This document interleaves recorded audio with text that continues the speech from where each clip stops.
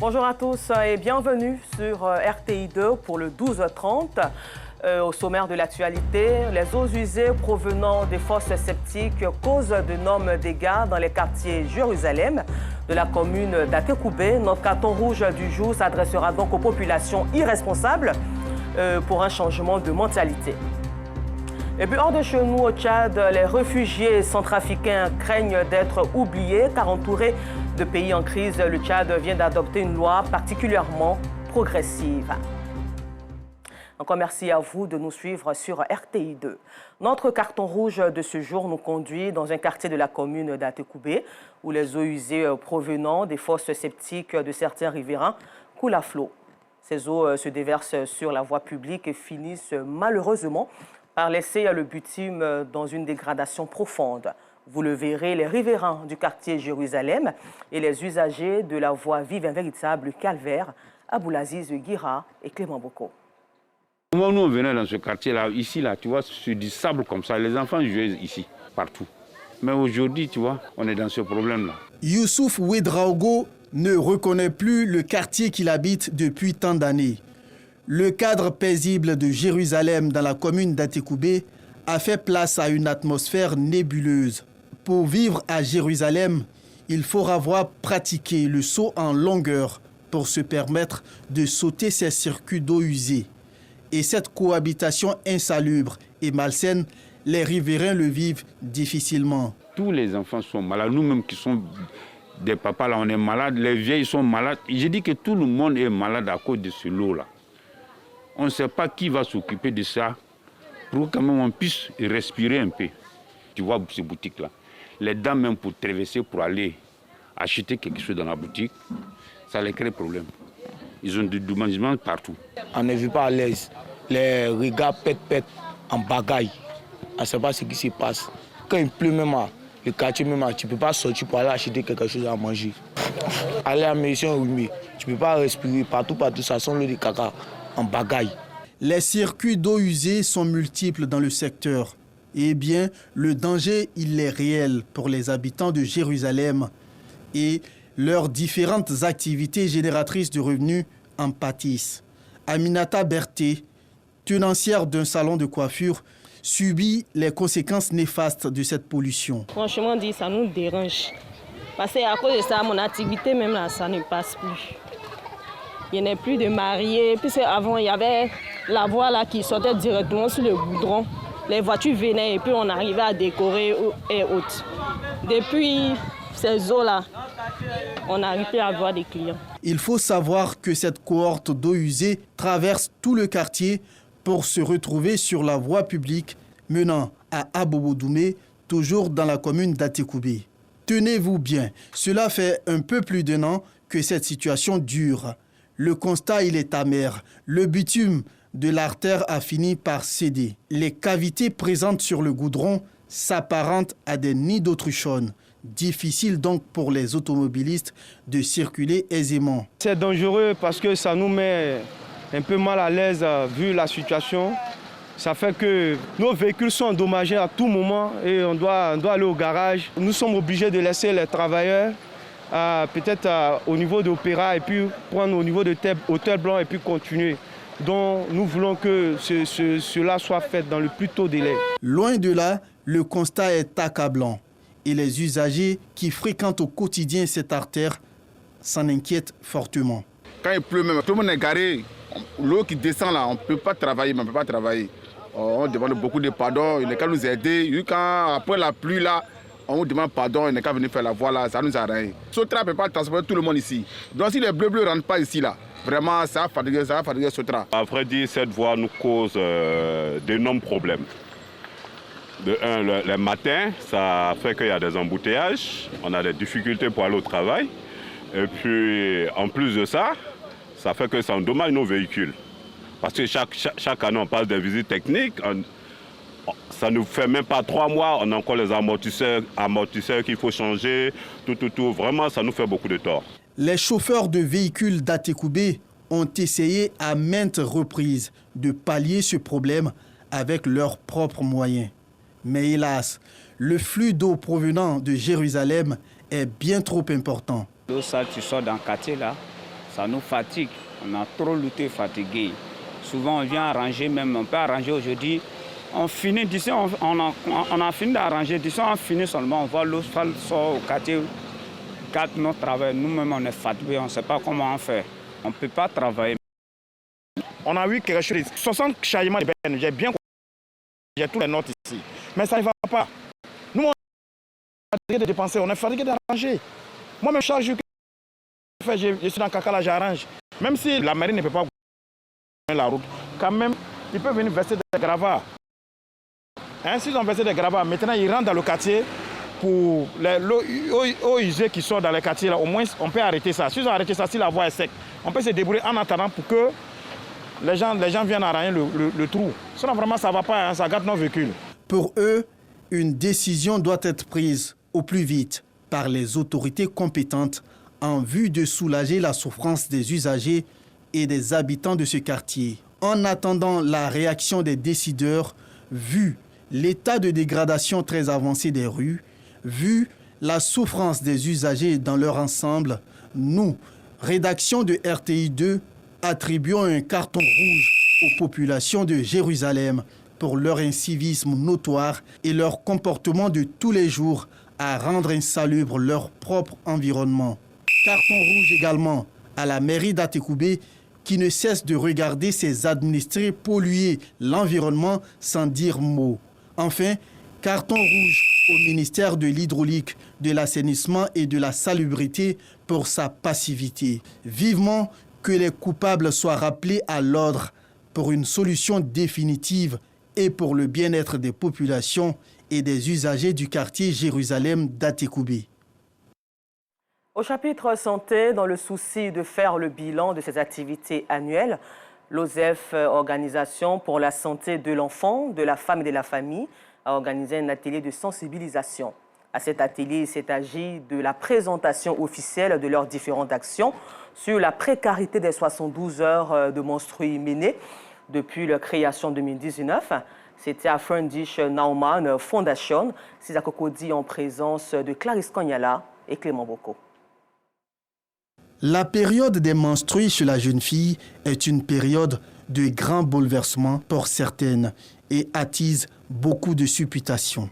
Pour briser les tabous et sensibiliser les jeunes filles à de bonnes pratiques et les soutenir, l'Organisation pour la santé de l'enfant, de la femme et de la famille s'est engagée dans ce combat depuis 2019. Pendant ces 3 années d'existence, le bilan de leurs actions en faveur des jeunes filles est jugé positif. On est un bilan favorable parce que nous sommes allés dans la communauté, nous avons distribué des kits hygiéniques et à la suite de ça, nous avons fait une vidéo de capitalisation pour montrer cette précarité-là, cette inaccessibilité d'informations liées à la bonne gestion de l'hygiène menstruelle. Et ce bilan ouvre la 3e édition des 72 heures, ouvre aussi de potentiels partenaires parce que 72 heures, ce n'est pas 72 heures pour la Côte d'Ivoire, mais c'est pour l'Afrique, mais c'est pour le monde aussi. Parce que tant qu'il y a règle, il y a besoin. C'est un besoin physiologique, donc du coup, on doit s'engager. À cet atelier de formation, les partenaires et les associations sœurs ont été primés pour leur engagement à soutenir leurs différentes actions. Ce diplôme signifie vraiment une reconnaissance de notre engagement et j'en suis heureuse et nous continuerons cette collaboration parce que OSEF pour nous c'est un partenaire clé, c'est un partenaire très important qu'on veut continuer de soutenir parce que je pense que cet effort dans nos pays africains est très important. Pagasoro Kone a accepté d'associer son image à cet événement parce qu'il accorde de l'importance, surtout du prix, à tout ce qui touche à la jeune fille, surtout quand elle est petite, elle ne s'y connaît pas. Il faut vraiment la soutenir pendant ces moments de menstrues.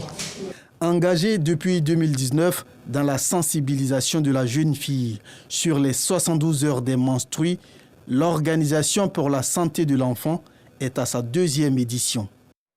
Une très belle initiative encouragée. En société, le samedi 8 juin, dans la commune de Yopougon, les filles et fils du village Hachon de Niangon à Djamé ont pris part à l'intronisation de leur nouveau chef du village. Jean-Claude Adjirabé, le 9e chef de Niangon Adjamé, est issu de la génération Tchagba, qui devient désormais le garant des valeurs culturelles, ancestrales et traditionnelles du peuple Hatchan de Niangon Adjamé. Et il aura surtout pour mission de poser des actions de paix et de cohésion sociale dans cette zone de la Côte d'Ivoire. Aboulaziz Guira, Clément Boko. Dans la commune de Yopougon, un nouveau vent vient de souffler sur le village de Niangon Adjamé. Après 15 ans de règne, la génération Dougbo passe le flambeau à la génération Tchagba. Le nouveau chef du village est par la suite intronisé devant tous les habitants du village. Les attentes sont grandes. Nous avons un chef assez valeureux. Vous avez vu un peu le curriculum qui a été fait de lui. C'est un acteur de développement et de surcroît, c'est un enseignant. Donc il sait un peu ce que nous attendons de lui. Véritablement, on dit ce chef-là, c'est un bon chef. On a attendu ce moment-là depuis très longtemps et ce jour est arrivé. Nous rendons gloire à Dieu. Les attentes sont énormes, mais le nouveau chef entend tout mettre en œuvre en vue de contribuer au développement du village. Déjà, c'est au niveau des marchés et puis des magasins qu'on veut établir pour pouvoir faire entrer d'abord des ressources parce qu'on n'a pas de budget. Nous fonctionnons sur nos propres moyens, donc faire en sorte que le village ait des revenus chaque mois. À partir de là, on peut déployer un plan d'action. Jean-Claude Adjirabé bénéficie d'un soutien de taille, celui du collectif des chefs de village Hatchan. La tâche ne sera pas facile parce que être le chef, gérer toute une communauté, surtout les humeurs des gens, ce n'est pas facile. Mais d'abord, c'est de lui dire de croire en Dieu. Je sais que c'est un fervent chrétien. Nous, le collectif des chefs, nous sommes présents, nous sommes là, on va l'épauler, on va l'aider à réussir quand même sa mission, parce que c'est une mission très noble. Donc cette cérémonie, c'est une très belle cérémonie. Ajouté à cela, il peut aussi compter sur le soutien des autorités du pays. Le village de Niangon Adjamé est à sa 9e cérémonie d'intronisation. Jean-Claude Adjirabé, son chef nouvellement intronisé, est enseignant de physique-chimie dans les lycées et collèges. Il est marié et père de 3 enfants.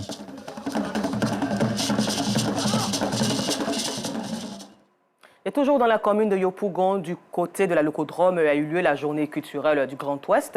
C'est un rendez-vous culturel qui a mis en scène 2 artistes du terroir Bété et Gouro en présence de nos Sangaré.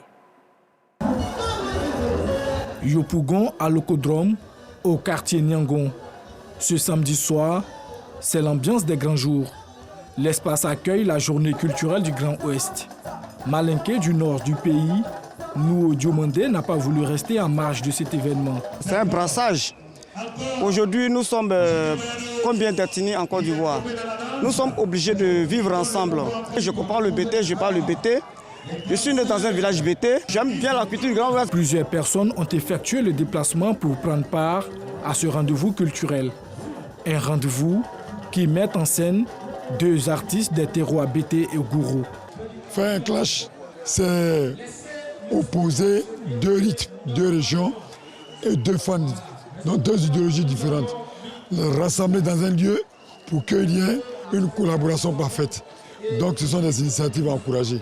Je suis venu soutenir mon artiste. J'ai un artiste traduit moderne, Gouro. C'est une manière de se retrouver d'abord entre les artistes. Ça donne encore le courage aux artistes de travailler parce que c'est ça qui fait la culture de chez nous.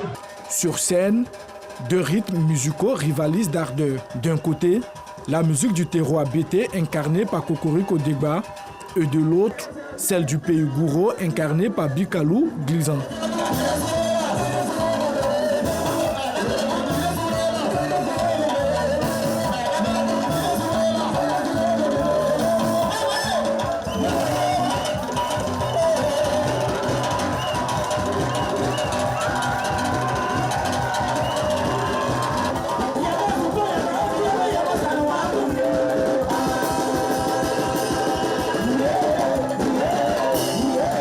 Des chants du terroir, mais aussi des pas de danse.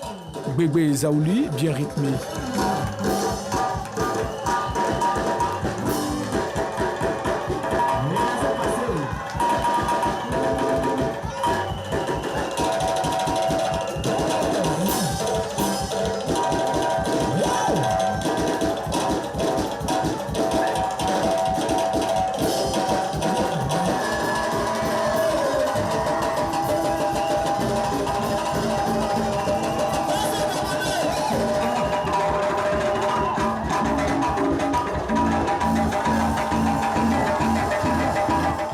Ce rendez-vous culturel est une initiative de la structure événementielle Ozoa Productions, une structure qui valorise la culture du Grand Ouest en vue de la pérenniser.